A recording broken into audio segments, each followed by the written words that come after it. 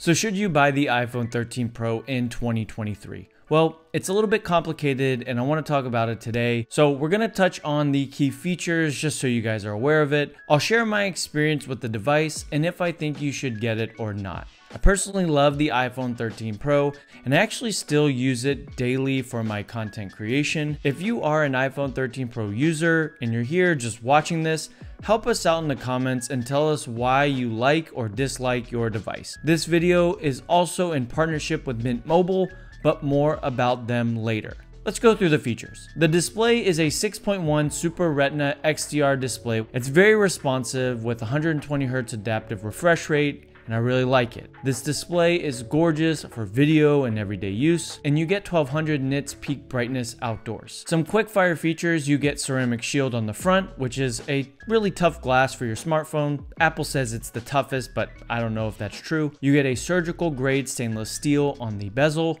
water resistance up to 6 meters for up to 30 minutes, and you get emergency SOS, also a device that supports 5G, and you also get MagSafe compatibility. Inside the device, you get the A15 Bionic chip. It's a 6-core CPU with a 5-core GPU and a 16-core neural engine. This thing is a beast and can manage any task you throw at it. Battery life is really good with up to 22 hours video playback. Some people, even myself included, have thought that the 13 Pro's battery is better than the current 14 Pro. Since it is a Pro model, you get a Pro camera system.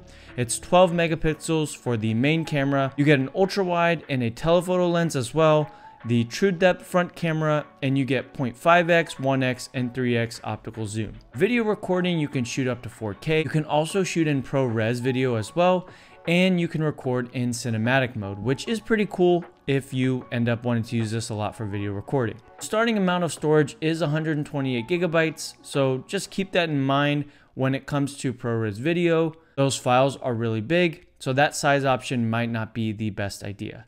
Outside of that, you get into really deep details of the device, and I won't go that deep into it, so if you want to know more, check out the video's description. Color options are really nice with the 13 Pro series. You get space gray, you also get alpine green, silver, gold, and Sierra blue. I have space gray and I really like it, but if I had the choice, I would have gone with alpine green, but that didn't come out until later in the spring of the next year, so I went with space gray. Before we go any further, let's talk about today's partnership, Mint Mobile. You're looking for a new phone, and that's why you're on this video. It's a difficult choice, can end up being expensive, and times are tough. Inflation is high, and it's important to find different ways to save money. Mint Mobile offers plans as low as $15, which is an insanely good deal, and the last thing you need is a super high cell phone bill with hidden fees. I've used Mint Mobile on my S23 Ultra, and it's worked excellent. Great service, no drop calls. Mint Mobile uses the nation's largest 5G network, so if you do end up getting the iPhone 13 Pro, or any new phone for that matter, you'll be able to take full advantage of those high speeds as well. Start saving money by using Mint Mobile, or make the switch from your current cell phone carrier. It takes about 15 minutes. The app is very easy to use. Set up your plan, upgrade your service, track your data. You can use my link to start saving today. Just go to mintmobile.com/AndrewClaire. Use the QR code that's on the screen, or go to the link that's in the video's description. All right, back to the video. So my experience with the iPhone 13 Pro was actually fantastic. I used it for a year prior to getting my 14 Pro. My use of it was near perfect and I didn't really have any complaints with it. It was just a great phone. I came from the 11 Pro and jumped to the 13 Pro, and for me that was a really significant upgrade. Things like MagSafe, ProMotion, and just video recording overall is a lot better. It's an incredible phone, and that's why it's complicated because I'm a bit torn with my decision. It's one of those phones that I really love, and I really enjoyed every minute of using it, but today, right now in 2023, I can't recommend this phone.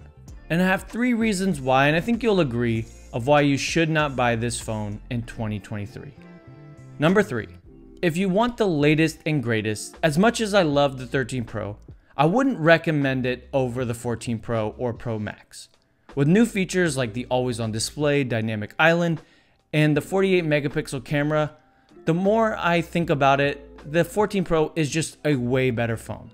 And that's why I think you'll be more happy with getting the latest and greatest rather than last year's model. But if those features aren't really that important to you, then the 13 Pro is really good. Like Dynamic Island, if you think it's stupid and ugly, don't get it. Or always on display doesn't matter to you, okay, that's fine.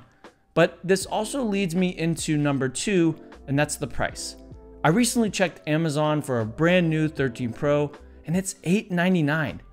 So if you can get this phone for a cheap carrier deal or find a reliable used one, then I would say, yeah, it's a good upgrade. But spending that much on a device that's 18 months old, I think it's quite a bit, and I wouldn't do it. And number 1 is the iPhone 15 Pro. I want you to ask yourself, can you wait just a little bit longer? If you didn't plunge into the 13 Pro when it came out, didn't even get the 14 Pro yet, then maybe just wait for the 15 Pro. With what we've been hearing about the 15 Pro, it looks like it's going to be a huge upgrade, probably the biggest one we've gotten since the 11 to the 12. Some of the things we're hearing is USB-C, curved bezels, thinner bezels, titanium chassis for a lighter phone, a new red color, which looks really cool, a periscope zoom lens, maybe, and even potentially OLED displays.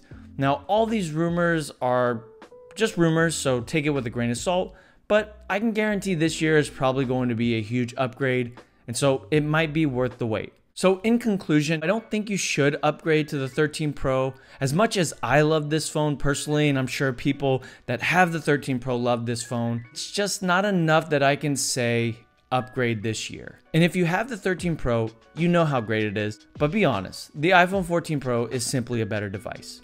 There's no way around that. The 13 Pro is still too high of a price in my opinion, and the 15 Pro is so close that it might just be worth waiting and just see what is gonna happen. And if you don't want to get the 15 Pro, then maybe consider the 13 Pro, which will be even cheaper in a couple months.